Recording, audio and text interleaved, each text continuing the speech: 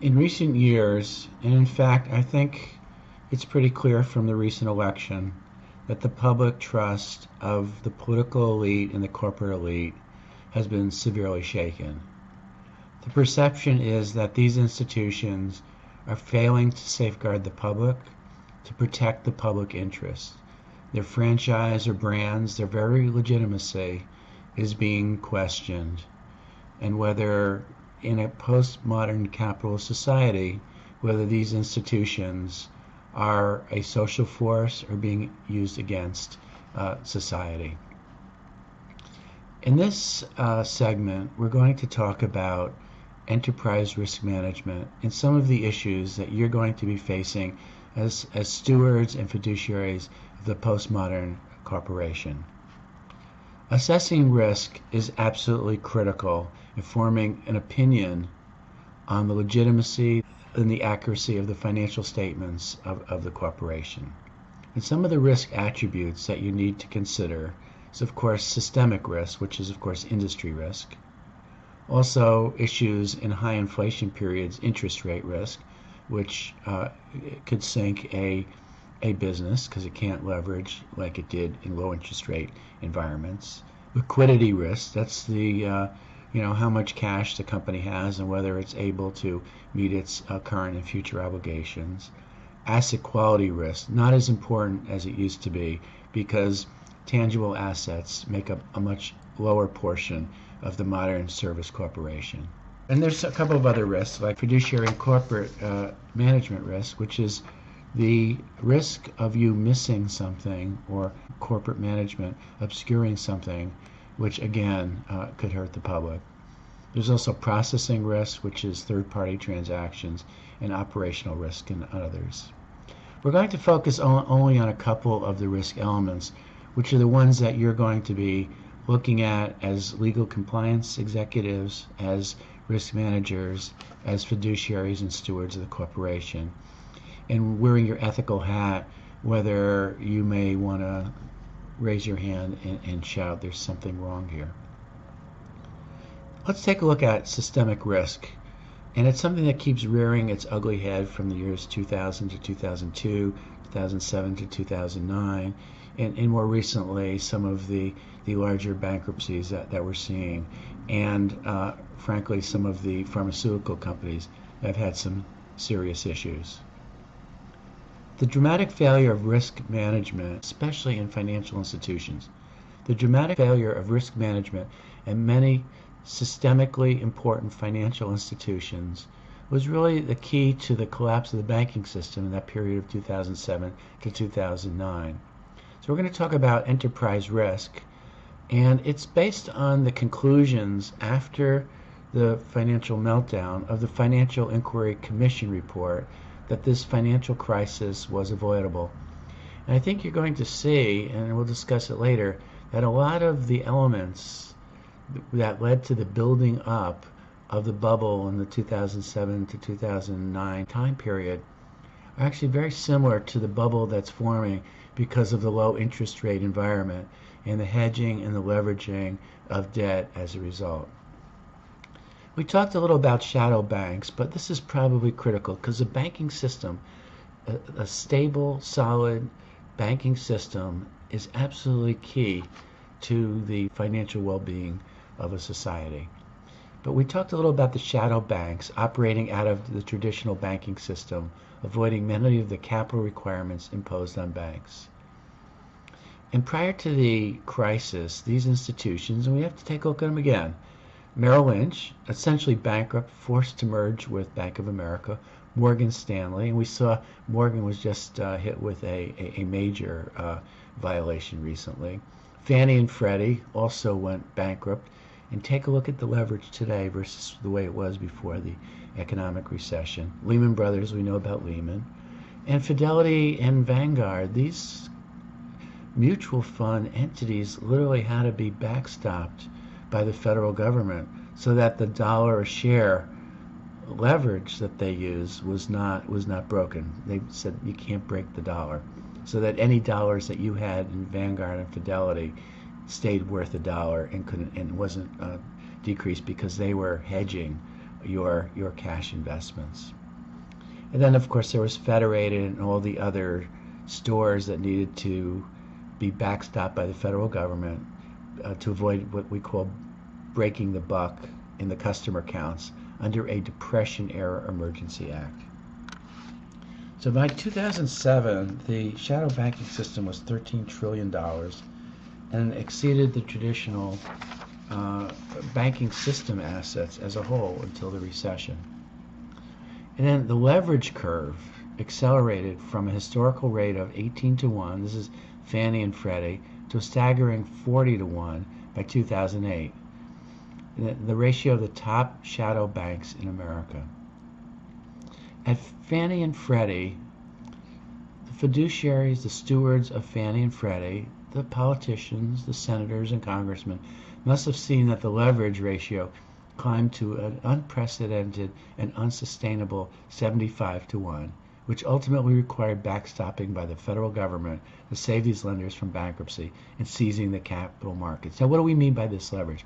For every $75 loan by Fannie and Freddie, Fannie Mae and Freddie Mac, this is the lender of last resort, and they backstop basically all the banks that were allowed to do no credit checks and no income checks, which is back again, by the way. For every $75 loaned by Fannie and Freddie, and these kings of leverage had only $1 in capital to cover their losses. To put this leverage ratio in perspective, this is a consumer equivalent of borrowing $1.6 million with only $50,000 in total assets, total cash in the account. The interesting issue is that through enactment of Sarbanes-Oxley, the new Dodd-Frank Wall Street Reform and Consumer Protection Act, as we discussed before, had the opposite effect on these banks, because of 4,000 of 11,500 of the SEC registered advisors, according to the North American Securities Administrators Association, were removed from federal legislation, federal regulation, that is SEC regulation, and shifted to individual states. And some states, in fact, not only don't have the finances, regulatory authority, framework, or manpower to effectively manage enforcement, they had no administration or even no knowledge of how to administer these advisors. And I think this is going to bite us over the next couple of years. I'd like to talk a little about John Corsign's MF Global, because that was a typical off-balance sheet transaction, and everybody knew it within MF Global. It was an exposure on its repurchase agreements, and what's fascinating about it is that the total equity of the company, and it was stated that way, was $1.3 billion. That is the assets minus liabilities and some shareholders' equity. The total equity of the company was $1.3 billion. But off-balance sheet financing, that is the amount derecognized or taken off the financial statements, was $14.5 billion. Year-over-year growth of these balance sheet transactions was even more frightening, as it grew from $5.7 billion the year before, an increase of 300%. It was more amazing was that 53% was collateralized with sovereign European debt. And then in 2011, and that's not that long ago, it then repledged $9.9 billion of securities, which aggregated then to the 13.1. Now, what would you do as a fiduciary or a steward when you see this happening within Lehman Brothers? Would you raise your hand and say, stop this? Would you leave? Or would you report this, that the financial statements were no longer accurate because of off-balance sheet transactions? Now, it's also acknowledged that the bankruptcy of Lehman was the catalyst for precipitating the global financial crisis. And we're just really emerging from it. In fact, the average per capita income of Americans has not exceeded that of pre-recession levels. But by 2007, Lehman Brothers was one of the top 5 shadow banks, had a leverage ratio which was average about 40-1. It was half that of Fannie and Freddie. Had grown 100% greater than the average leverage of traditional banks such as J.P. Morgan. And more critical was the fundamental business model and tolerance for unsustainable risk, has shifted dramatically between 97 and 2006. By 2006, revenue from trading and principal investments at Lehman Brothers, including the securitization and derivative activities, was 80% of pre-tax earnings. It was up from 32% in 1997.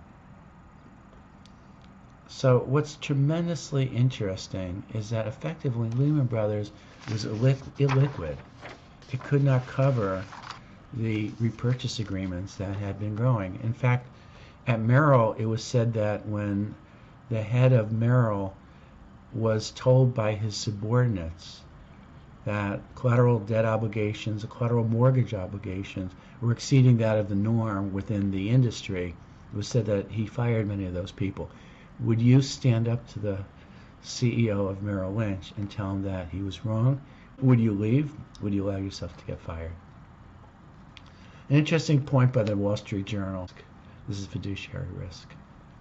Big crises, big financial crises are usually followed by big criminal convictions. In the early 2000s, numerous executives were imprisoned for their roles in accounting frauds. But 3 years after the greatest collapse in 80 years, that is 2009, 2010, now 2013, 2014, 3 years after the greatest collapse in 80 years, there have been no similar landmark convictions, with the notable exception of Bernie Madoff. Well, let's take a look at the relationship between financial fraud and management responsibility. Remember that in accounting literature, as we said, accountants fix principal responsibility on financial reporting on management. Financial statements are the judgment of management, and management alone is responsible for the financials. I wrote a piece in the Financial Fraud Law Review after some of the meltdown. I just want to repeat some of the shocking statistics. According to a 10-year study by the Securities and Exchange Commission, almost 3/4 of the frauds were committed by management, actually the chief executive officer, or with the knowledge of the CEO. A staggering 63%, this is an SEC study, staggering 63% of chief financial officers today believe they can intentionally misstate financial statements. And 82% of the CFOs believe that auditors will not catch them, which is actually a 10% increase since the last study. As you know, not all material misstatements constitute fraud, but materially misleading financial reports constitute failure of the fiduciaries and the stewards of the company to protect the publics, to protect the stakeholders. And that's absolutely critical. I'd like to talk a little about reserve risk, because in accounting literature there are dozens, if not hundreds, of reserve accounts. And if you work in the financial services industry, it's very different than working for a store, because if you work for a retail establishment, a service organization, or even Amazon or Google, where you're selling products or services over the internet, most firms reserve for returns. They reserve for refunds, they reserve for discounts and allowances, they reserve for bad debts, they reserve for theft and inventory shrinkage and damaged goods. But in the banking financial services industry, according to a widely syndicated author commentary bank analyst Dick Beauvais, in banks there are no reserves. In fact, the principal reason why we can't determine what a bank generally earned, according to Beauvais, is that there are no reserve whatsoever in the banking system. Financial institutions constitute 27% of the U.S. gross domestic product. That was prior to the meltdown. The inability to assess the true risk of off-balance sheet financing at, say, long-term capital management, AIG, again, largest global bankruptcy in history, Lehman, MF Global, to adequately reserve against balance sheet financial risk has sunk the largest shadow banks. And Beauvais asserts that accounting is used currently in the financial services industry, and effectively, as it is used, it is among the worst accounting anywhere in the world and that anyone ever thought of. He said no one could look at a bank statement anymore, get a feel for how cash is moving through the system. No one can identify what the SEC requires, which is to determine what the bank actually earned over a specific period of time. And the question is, how transparent as an executive, as a fiduciary, as a steward of the bank will you be? I'd also like to talk a little about the hidden risk, and we talked about this a little before, but I'd like to go a little further with this. To maintain a healthy financial system, investors, vendors, employees, customers, and governments must be able to trust in the financial results of the enterprise. All risks must be visible and out in the open. Fluctuat nec mergitur, according to Nassim Taleb, the author of The Black Swan. It fluctuates but does not sink, as I've bastardized the Latin language. In order for the financial system to work, what is needed is a system that can prevent the harm done to citizens by the dishonesty of business elites, the limited competency of forecasters, economists, and statisticians, and the imperfections of regulation. I don't think there's a stronger argument for your public interest and ethical responsibility within a company than this statement by Nassim Taleb in his book, The Black Swan. As Nassim said, although black swans emerged from hiding over the past 4 years, this is post, the Great Recession. They had emerged many times before over the past 100 years, maybe not necessarily looking the same. Enron, WorldCom, dot-com bubble, collapse of 3,000 savings and loan institutions in the 80s, recent failures of AIG, Lehman, MF Global, and others. These were companies that were given clean opinions by the auditors. Management, of course, said nothing. And these, the largest global corporate failures in history. And nobody knew about them till they went bust. The perspective, though, however, as I argued before, is that bankruptcy and recession, from a societal perspective, is not a victimless crime.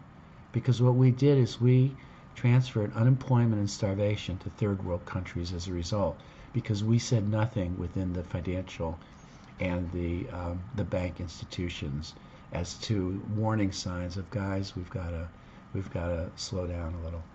I'd like to talk a little about business model risk. One of the great, and I think this is really interesting because it's quantitative risk, and it may be beyond our study, but I think it's fascinating because sometimes we refer to the gurus of the world and think that they know best. One of the greatest advances in modern portfolio theory was made by Nobel Prize winners Robert Merton and Myron Scholes in the 80s. They were considered geniuses. Their ideas of portfolio theory inspired risk management of possible outcomes thanks to sophisticated calculations. Now, every business school in America taught modern portfolio theory. Merton and Scholes were also founding partners of the speculative trading firm called Long-Term Capital Management.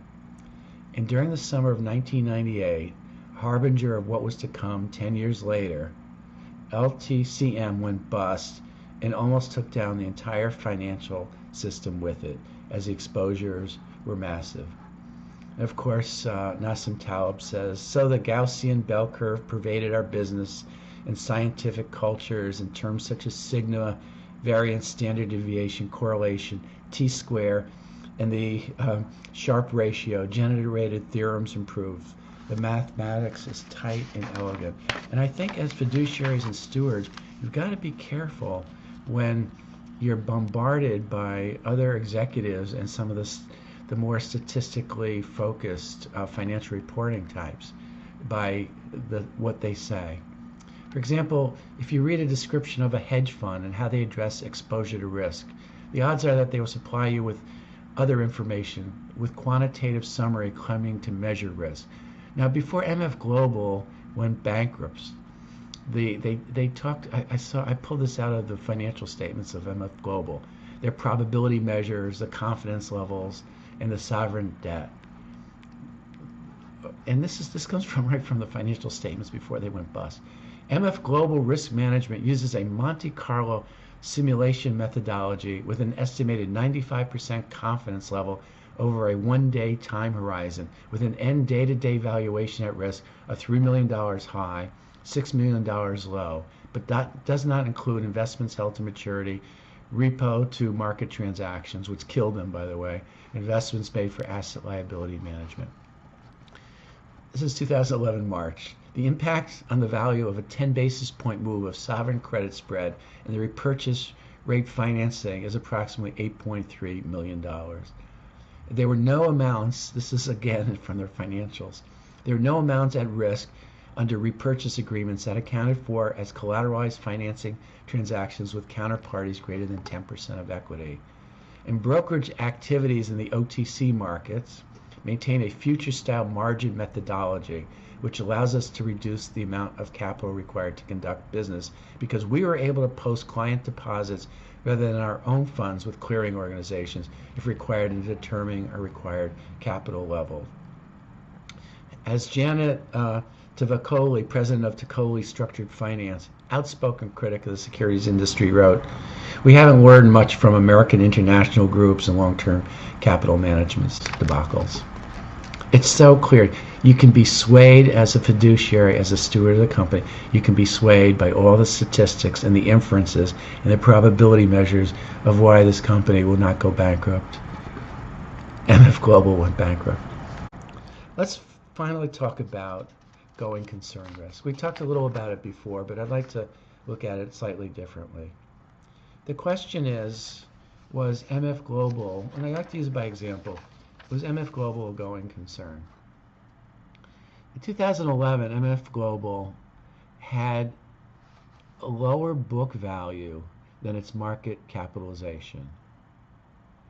And then if you looked on the financials, and this is very important, there were a number of lawsuits, including allegedly unauthorized rogue trades. One major lawsuit was still on the books and had not been dismissed by the court. There were no reserves against it. Bank of Montreal sued MF Global for $500 million for fraudulent trading activity. And the cumulative total return of common shares over the past 5 years resulted in a loss of 70% of its value. It also underperformed other stocks within the stock exchange, the Morningstar Capital Markets Index, and basically Morningstar rates similar companies on the basis of similar performance ratios, and it rates them among its peers in the stock market. And its revenue dropped from $6 billion to $2 billion over a 4-year period. It hadn't been profitable for almost 5 years. You know, the IRS presumes that a business is a hobby with only 3 years of losses. And there was a decrease in cash flow. The company was trying to be sold. Could not the fiduciaries and the advisors and the raters of financial institutions have seen the collapse of MF Global? And I would argue, of course they could. PCAOB concluded after reviewing the company's audits of the firm that auditors were found to miss significant errors how one company accounted for derivative securities, which sunk them. In retrospect, MF Global should not have been considered a going concern. Everybody in the company saw it. The management saw it. The fiduciaries saw it. The stewards saw it. The corporate counsel saw it. The risk managers saw it. The outside advisors, the legal folks saw it. The auditors saw it. The rating services saw it. And the financial analysts saw it. And everybody said nothing. So this concludes our section on risk management. The question I ask you is, if you saw it, would you say something?